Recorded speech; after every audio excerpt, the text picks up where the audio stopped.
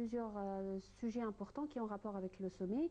On va commencer par les préparatifs. Alors, monsieur le Premier ministre a tenu il y a pas mal de temps une réunion avec tous les ministres concernés, avec aussi également des partis de l'Arabie Saoudite et des Émirats Arabes Unis pour parler des derniers préparatifs en ce qui concerne le sommet. Tout d'abord, comment vous trouvez le travail de la part du gouvernement et de l'État en ce qui concerne ces préparatifs?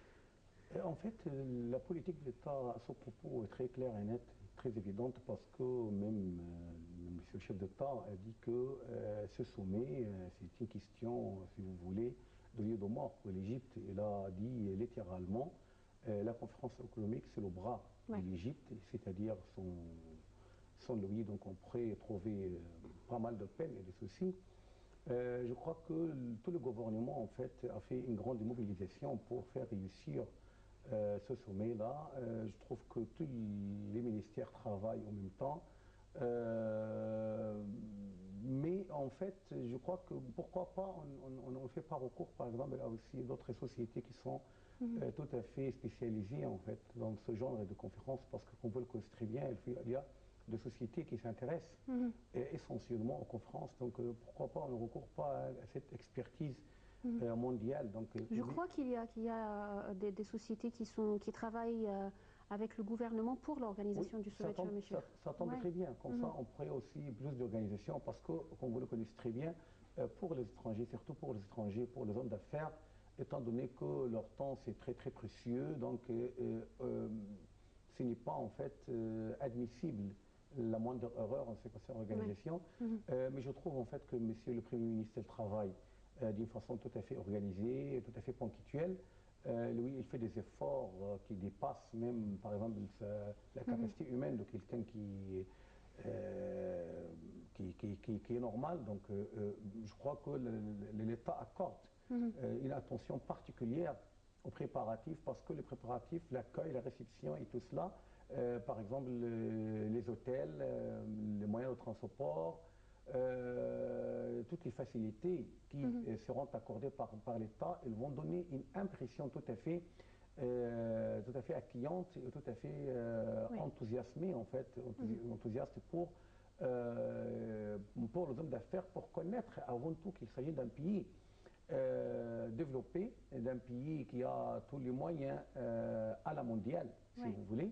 Un État dans lequel on pourrait travailler amplement et d'une façon tout à fait prospère comme dans nos autres pays européens. C'est l'essentiel. Le climat, c'est très très important et l'impression que les délégations pourraient prendre, et avant tout les hommes d'affaires, je crois que c'est très très important parce que ce ne sont pas les services ou bien les organismes étatiques qui travaillent seuls en économie, mais plutôt les hommes d'affaires, les grandes sociétés, surtout les sociétés transfrontalières, les sociétés multinationales. Donc c'est très important. Le secteur privé, oui, bien sûr. Alors en fait, avant d'entamer les projets qui seront proposés au cours de ce sommet, en fait, on va parler de ce que le gouvernement fait jusqu'à présent. Alors tout d'abord, en ce qui concerne les investissements, il y a cette loi en ce qui concerne l'investissement à modifier. C'est vrai qu'il y a beaucoup de modifications et chaque jour on présente les modifications on les présente au Premier ministre, c'est-à-dire aux personnes concernées, et je crois que dans quelques jours on aura une nouvelle loi d'abord. Alors cette modification de la loi de l'investissement et monétaire, c'est quelque chose d'important et qui donne une bonne impression également aux investisseurs qui doivent venir à Sharm el-Sheikh.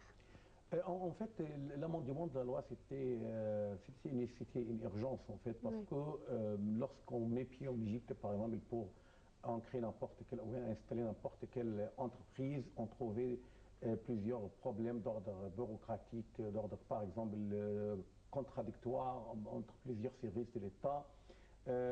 Donc, c'était indispensable qu'on amende ou bien qu'on fasse plusieurs amendements à cette loi-ci. Mais c'était mieux, en fait, il vaudrait mieux qu'une telle loi, par exemple, soit octroyée, si vous voulez, bien promulguée par le Parlement. Mais malheureusement, comme il n'y a pas de Parlement, il y a un petit souci, parce qu'on a peur que de tels amendements ne soient pas stables, par exemple, une fois le Parlement est élu. Mais en fait, on a bien fait de déterminer l'agenda, le calendrier en fait, du Parlement, le prochain Parlement. Oui.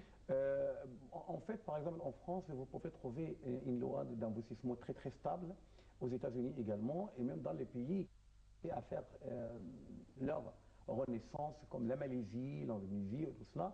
Donc, en Égypte, dernièrement, on est arrivé à promulguer une loi tout à fait adéquate aux normes universelles et mondiales. C'était très très important et ça pourrait aussi donner confiance aux investisseurs qu'il s'agit d'un pays de loi. Parce que un pays de loi, c'est quelque chose d'indispensable. Donc il s'agit d'un pays qui respecte ses accords, qui respecte aussi les conventions, les traités, les normes universelles de l'économie. Donc on travaille en Égypte comme on travaille en Indonésie, comme on travaille en Malaisie. C'est très important. Par exemple, le Brésil, il avait également aussi amendé plusieurs lois pour accueillir des investissements. Il y a également le Maroc, par exemple, dans le pays arabe. Donc c'est un pays aussi qui acquit plusieurs investissements de quatre coins du monde. Donc, en Malaisie, en Turquie, en plusieurs pays. Donc c'est très très indispensable. Mais j'espère que dans la dernière édition, la dernière version de cette loi, qu'elle soit équilibrée, c'est-à-dire qu'il prend en considération aussi bien les intérêts des investisseurs, des hommes d'affaires, leur faciliter le chemin pour bien travailler, et aussi de prendre en considération les intérêts du pays. Ouais. C'est-à-dire que cette loi, par exemple, soit appliquée à tous les investisseurs, et premièrement les investisseurs locaux, c'est-à-dire égyptiens. Ouais. Parce que je crois qu'il ne faut pas donner préférence aux étrangers, mais un investisseur est un investisseur, un homme d'affaires c'est un homme d'affaires. Donc il y a par exemple une liste d'entreprises, de projets à accomplir avec le parrainage de l'État normalement, et il y a une loi unifiée pour tout le monde. Donc le système fiscal, par exemple des impôts et tout, il est tout à fait unifié. Tous les procédés sont bien connus. Et pourquoi pas, par exemple, un seul guichet pour remplir tout le... faciliter les procédures, vous voulez dire. Faciliter à l'extrême. Donc, j'espère que l'État prendra en considération qu'un seul guichet, ça suffit pour un investisseur. Il ne faut pas compliquer les choses. Et il faut aussi une base de données, parce que pour bien appliquer une loi, il faut une base de données. Par exemple, si vous voulez faciliter, par exemple, en ce qui concerne les terrains, à construire, à cultiver, je ne sais pas quoi, donc il faut bien connaître qu'il s'agit-il, par exemple, d'une appartenance, par exemple, à l'archéologie, à l'armée et tout ça. Donc je crois qu'il faut faire une sorte de recensement de tous les terrains, de tout, par exemple, le lieu, tous les locaux, et connaître tout simplement par cliquer, par exemple, sur un bouton d'ordinateur. S'agit-il, par exemple, d'un terrain qui appartient au WACF, qui appartient, par exemple, à l'archéologie, qui appartient peut-être à l'armée, tout ça. Donc, pour connaître tout simplement, donc il s'agit d'un seul guichet pour tout faire. Oui, mais en fait, ce que vous venez de dire, c'est exactement ce que le gouvernement vient d'annoncer, en fait, parce que l'intérêt de l'État, ça a été mentionné dans les projets qui ont été proposés, c'est-à-dire ils ont donné priorité à tout ce qui est urgent pour l'Égypte, l'éducation, la santé, les services publics, l'infrastructure, ce qui montre que ce sommet, c'est surtout pour l'intérêt de l'Égypte. C'est vrai qu'on va mettre en considération les intérêts des investisseurs, mais pour une première fois, on propose les projets qui nous sont importants. Deuxièmement, vous parlez tout à l'heure d'un seul, c'est-à-dire de faciliter les procédures. Et également, on a parlé de cette base de données, ce qui est très important. On a parlé ici d'avoir des projets bien précis avec des études de faisabilité très précises où on trouve tout. Alors apparemment, bien sûr, pour toute l'Égypte, bien sûr. Alors apparemment, le gouvernement et l'État est très conscient de ce que vous venez de dire, et c'est leur plan à présenter à Sharm el-Sheikh. Oui, c'est très bien. C'est très bien. Mais en fait, j'aimerais bien que, donc, que revenons au sommet, en fait, il y a certains hommes d'affaires qui ont dit, par exemple, qu'il faudrait mieux, par exemple, un an avant, bien 6 mois avant, de bien préparer tout et envoyer une petite brochure à tous les invités, comme quoi il y a de tels projets. Mais jusqu'à présent, en fait, on n'a pas encore fini cette liste. Mais en fait, c'est l'occasion à Sharm el-Sheikh de voir de discuter. Oui, c'est-à-dire, Sharm el-Sheikh, ils vont venir pour discuter de ces projets, et après, ils ont quelques mois à prendre leurs décisions. Oui, mais il vaudrait mieux qu'il soit préalablement en fait au courant de... Mais exactement, c'est pourquoi il y a ces jours-ci, il y a juste, je crois, un mois même Oui. passé, on a commencé à avoir des délégations du monde entier, des délégations françaises, anglaises, Oui, mais il faut russes, faire la navette en fait. chinois, exactement, de venir ici, de rencontrer des hommes d'affaires égyptiens et des responsables égyptiens pour avoir une idée ce qui va être proposé à Sharm el-Sheikh et aussi c'est un point très positif en ce Oui, qui pour concerne. répondre aux exigences égyptiennes, en fait, ce qui concerne le projet, oui, c'est très bien.